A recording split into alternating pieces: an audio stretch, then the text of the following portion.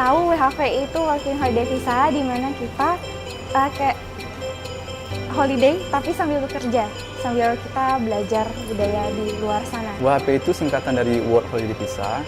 Itu artinya program ini memberikan kesempatan kepada kita untuk berlibur dan juga bekerja.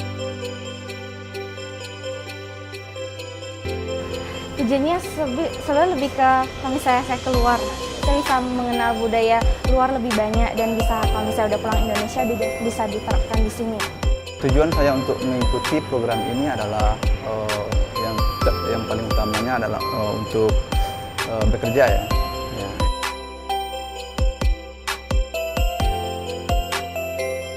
Jadi begini sahabat Midomidi, Work and Holiday Visa adalah program dari pemerintah Australia kepada pemerintah Indonesia yang memberikan kesempatan kepada warga negara Indonesia untuk berlibur sekaligus bekerja di Australia.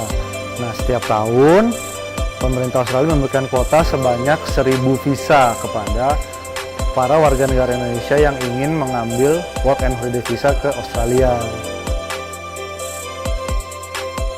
Nah, peran imigrasi di sini adalah memberikan surat dukungan pemerintah atau yang disebut dengan surat rekomendasi pemerintah Indonesia sebagai salah satu persyaratan untuk mengajukan Work and Holiday Visa atau visa berlibur dan bekerja ke Kedutaan Besar Australia di Jakarta.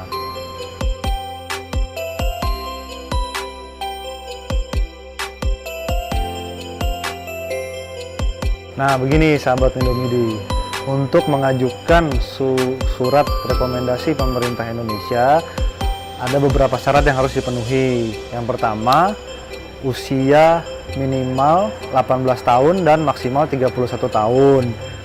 Permohonan dilakukan secara elektronik dengan melampirkan persyaratan sebagai berikut: KTP, surat keterangan catatan kepolisian, surat rekening dari bank dengan nilai minimal $5.000 Australia, masa berlaku paspor minimal 18 bulan, kemudian bukti kompetensi bahasa Inggris atau yang dikenal dengan IELTS dengan skor minimal 4,5.